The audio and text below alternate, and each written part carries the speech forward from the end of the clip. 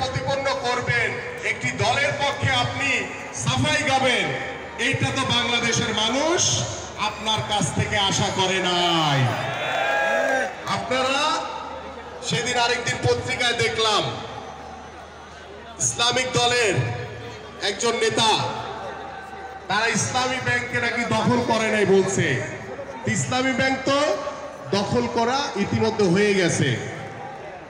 আপনারা দখলের নামে আবার কোনো কিছু হলেই বিএনপি চাঁদাবাজি করছে, দখলদারি করছে।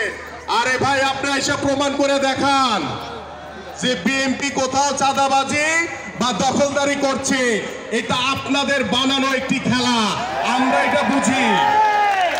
আমি দৃঢ়ভাবে বলতে চাই, বিএনপির ভারপ্রাপ্ত চেয়ারম্যান জনাব তারেক রহমানের নেতৃত্বে বাংলাদেশে কোন বিএনপির কোন নেতা কোন চাঁদাবাজি, দখলদারি, লুটতরাজ করার কোনো সুযোগ নাই। যদি করে, আমি আমিনুল্লাহ, বাংলাদেশের বহু মানুষ আছে এই রকম যারা এই ধরনের কার্যক্রমের সাথে জড়িত থাকবে। বাংলাদেশের জনগণের যে প্রত্যাশা, যে চাওয়া, আমরা সেটা মাথা পেতে নিব। তাই আসুন, এই মিথ্যাচার এবং এই ইসলামিক দল তারা কি বলেছিল 5ই আগস্টের পরে আওয়ামী লীগকে নাকি তারা মাফ করে দিছে। আরে ভাই, গত 17 বছর ধরে আপনাদের উপরে কম জুলুম নির্যাতন করে নাই, বাংলাদেশের মানুষের উপরে কম জুলুম নির্যাতন হয় নাই। বাংলাদেশ জাতীয়তাবাদী দলের সকল নেতৃবৃন্দের উপরে যেভাবে জুলুম নির্যাতন হয়েছে, আমরা রিমান্ড খেটেছি, আমরা জেল কেটেছি, আমরা বুঝি কি কষ্টে ছিলাম আমরা। আপনারা বুঝবেন না। আজকে কথায় কথায় বিএনপির নামে চাঁদাবাজি, লুটতরাজের কথা বলছেন, এটা বানানো, এটা ফেক। আপনারা কোথাও প্রমাণ করতে পারবেন না। এবং আমরা কিছু কিছু জায়গায়, আপনারা ইতিমধ্যে অবগত আছেন, আমাদের বাংলাদেশে এখন কিন্তু আওয়ামী লীগ আর নাই, সবাই বিএনপি হয়ে গেছে। বিএনপি হয়ে গেছে না সবাই? কেউ বলে যে ভাই আমি আওয়ামী লীগ করি? বলে না, সবাই বিএনপি হয়ে গেছে। ওই নব্য বিএনপি কিছু কিছু জায়গায় চাঁদাবাজি করছে, লুটতরাজ করছে। দোষ দিচ্ছে কাদের? বিএনপির উপরে। আরে ভাই, বিএনপির জন্মটা দেখেন না কিভাবে হয়েছে। শহীদ রাষ্ট্রপতি জিয়াউর রহমান, তিনি মাত্র 4 বছর স্বল্প সময় বাংলাদেশের দায়িত্ব ভার গ্রহণ করেছিলেন। সেই স্বল্প সময়ের ভিতরে তিনি বাংলাদেশের যে ভিত্তিপ্রস্তর স্থাপন করে দিয়ে গিয়েছিলেন, আপনাদের সকলের নলেজেই, আপনাদের জ্ঞানে সকলেরই আছে এটি। এবং আমাদের প্রিয় নেত্রী, দেশনেত্রী বেগম খালেদা জিয়া আবার স্বৈরাচার এরশাদের বিরুদ্ধে দীর্ঘ 9 বছর আন্দোলন সংগ্রাম করে বাংলাদেশে আবারও গণতন্ত্র পুনঃপ্রতিষ্ঠা করেছিলেন। একবার করেছিলেন আমাদের 1971 সালের পরে, যখন বাংলাদেশে বাকশালী কায়েম হয়েছিল, তখন শহীদ রাষ্ট্রপতি জিয়াউর রহমান বাংলাদেশে বহুদলীয় গণতন্ত্রের প্রবর্তন করেছিলেন। পরবর্তীতে স্বৈরাচার এরশাদের বিরুদ্ধে দীর্ঘ 9 বছর আন্দোলন করে আমাদের প্রিয় নেত্রী, দেশনেত্রী বেগম খালেদা জিয়া বাংলাদেশে আবারও গণতন্ত্র পুনঃপ্রতিষ্ঠা করেছিলেন। এবং 1/11-এর পরে আমরা দেখেছি বাংলাদেশের রাষ্ট্রীয় ক্ষমতাকে এই আওয়ামী সরকার, ফ্যাসিস্ট সরকার কুক্ষিগত করে রাখার জন্য বাংলাদেশের সংবিধান থেকে তত্ত্বাবধায়ক সরকারকে বাতিল করে দিয়েছে। বাংলাদেশের মানুষের যে নির্বাচনকে প্রশ্নবিদ্ধ করার জন্য, বাংলাদেশের জনগণকে সকল নির্বাচন থেকে বিচ্ছিন্ন রাখার জন্য আওয়ামী সরকার এই কাজ করেছিল 5ই আগস্টের পরে।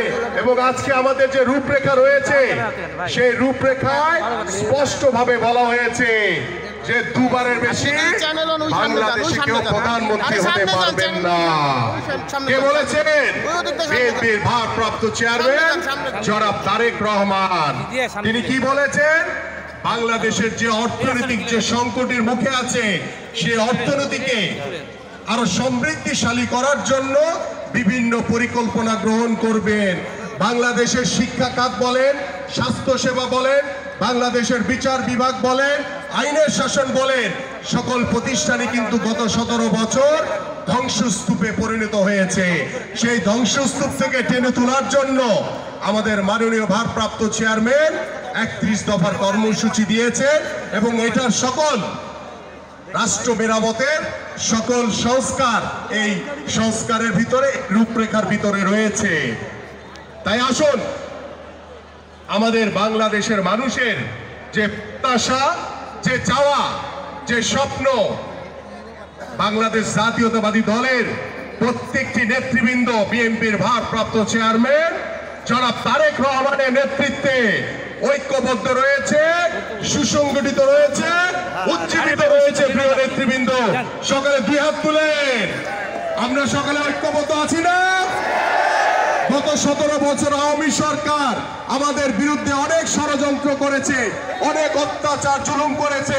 বিএনপির কোন নেতা কর্মীকে এক বিন্দুও সরাতে পারে নাই এবং 5ই আগস্টের পরে বাংলাদেশের সকল সাধারণ মানুষকে সাথে নিয়ে বিএনপি আগামী রাষ্ট্র গঠন করতে চায় এবং বাংলাদেশে জনগণের ভোটে নির্বাচিত হয়ে বাংলাদেশে একটি জনগণের সরকার প্রতিষ্ঠা করতে চায়। কারণ বিএনপি বিশ্বাস করে বাংলাদেশের সকল ক্ষমতার উৎস হচ্ছে বাংলাদেশের জনগণ এবং সেই জনগণের ভবিষ্যৎ জনগণের নেতৃত্ব দিবেন বাংলাদেশ জাতীয়তাবাদী দলের ভারপ্রাপ্ত চেয়ারম্যান জনাব তারেক রহমান। উপস্থিত নেতৃবৃন্দ, আমি আমার বক্তব্য দীর্ঘায়িত করব না, কারণ আমাকে 31 দফা নিয়ে আরো বিচার বিশ্লেষণ করতে হবে। আপনারা খুব মনোযোগ সহকারে শুনবেন। আমরা আশেপাশে কথা কম বলি, আমরা মনোযোগ সহকারে আমাদের সকল যে 31 দফার বিষয়গুলি আমি আপনাদের সামনে উপস্থাপন করব, মনোযোগ সহকারে শুনি, যাতে আপনারা শুনে সাধারণ মানুষের কাছে গিয়ে আমরা যাতে বলতে পারি যে আমরা কি চাই, আপনারা কি চান। মানুষের মতামত নিয়ে ইনশাআল্লাহ আমরা আমাদের সুন্দর একটি বাংলাদেশ গড়ব, সুন্দর একটি সমাজ গড়ব। সেই সুন্দর সমাজের জন্য গড়ার জন্য আপনাদের সকল নেতৃবৃন্দকে দায়িত্বভার গ্রহণ করতে হবে। সকলে মিলে আমরা ইনশাআল্লাহ একটি সুন্দর সমাজ, একটি সুন্দর বাংলাদেশ গড়ব। আপনারা একটু ধৈর্য ধরে বসেন, আমি আবার 31 দফার বিষয় নিয়ে বিস্তারিত আলোচনা করব। আমরা ধৈর্য সহকারে সবাই শুনি। রাষ্ট্র কাঠামো মেরামতের রূপরেখা 31 দফা, যা বাংলাদেশের স্বাধীনতা, সার্বভৌমত্ব ও রাষ্ট্রীয় অখণ্ডতার এক অনন্য রক্ষা কবচ। প্রশ্ন থাকতে পারে, এমন মেরামত ও সংস্কারের ধারণা কি অপরিহার্য আমাদের জন্য? গত প্রায় 54 বছরে আমরা যেমন দেখেছি অবিস্মরণীয় স্বাধীনতা যুদ্ধ, তেমনি বারবার আক্রান্ত হয়েছি দেশীয় স্বৈরাচারের নির্মম আঘাতে। বারবার আমাদের স্বাধীনতা আর সার্বভৌমত্ব পড়েছে ঝুঁকিতে, আমাদের জাতীয় পরিচয়কে বিকৃত করার অপচেষ্টা হয়েছে। সাধারণ মানুষকে রাজার অধীনে প্রজার অসম্মানজনক জীবন দেওয়া হয়েছে, ভেঙে দেওয়া হয়েছে রাষ্ট্রের সকল কাঠামো, লুণ্ঠিত হয়েছে রাষ্ট্রের সম্পদ, আর জনগণ বঞ্চিত হয়েছে জীবনমান উন্নয়নের অধিকার থেকে। এমনি এক ক্রান্তিকালে এই দেশকে স্বৈরাচারের কবল থেকে আজীবন মুক্ত রাখতে দেশের মানুষের কাছে তাদের দেশের মালিকানা ফেরত দেওয়ার প্রত্যয় নিয়ে এমন এক অসাধারণ কর্ম পরিকল্পনা প্রণয়নের মাধ্যমে সেটি বাস্তবায়নের প্রত্যয় ব্যক্ত করার অসাধারণ দূরদর্শিতার রূপকার বাংলাদেশ জাতীয়তাবাদী দল বিএনপির ভারপ্রাপ্ত চেয়ারম্যান জনাব তারেক রহমান। সাথে সাথে বিগত দিনের স্বৈরাচার বিরোধী আন্দোলনে যারা 71 থেকে প্রাথমিক 27 দফাকে 31 দফার পূর্ণ অবয়ব প্রদানে সহায়তা করেছেন, সমমনা সেই সব রাজনৈতিক দলের নেতাকর্মীরাও এই ঐতিহাসিক দলিল প্রণয়নে জনগণের কৃতজ্ঞতা পাশে আবদ্ধ হয়েছেন নিশ্চিতভাবে। জাতীয় সরকারের ধারণা, জনগণের হাতে রাষ্ট্রের অধিকার আর মালিকানা ফিরিয়ে দিতে প্রয়োজনীয় একটি অবাধ, সুষ্ঠু, নিরপেক্ষ, অংশগ্রহণমূলক নির্বাচনে গণতান্ত্রিক শক্তির জয়লাভ। আর এরই পূর্ব শর্ত ও গণতান্ত্রিক ফ্যাসিস্ট সরকার অপসারণের আন্দোলনে সফলভাবে অংশগ্রহণকারী রাজনৈতিক দলগুলোর সমন্বয়ে একটি জনকল্যাণমূলক জাতীয় ঐক্যমত্যের সরকার প্রতিষ্ঠা।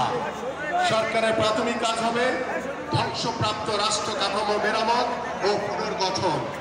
যে সরকার এর রূপরেখা বাস্তবায়নের দায়িত্বপ্রাপ্ত হবেন। আমরা শহীদ রাষ্ট্রপতি জিয়াউর রহমানের 19 দফার কর্মসূচির বিষয়গুলো নিয়ে সকলেই আমরা অবগত রয়েছি। আমাদের প্রিয় নেত্রী, 3 সাবেক সফল প্রধানমন্ত্রী, বাংলাদেশের মাটি ও মানুষের নেত্রী, বাংলাদেশের আপসী নেত্রী, দেশনেত্রী বেগম খালেদা জিয়া যে ভিশন দিয়েছিলেন 2030 সালে, সেই ভিশন সম্পর্কে আমরা অবগত রয়েছি।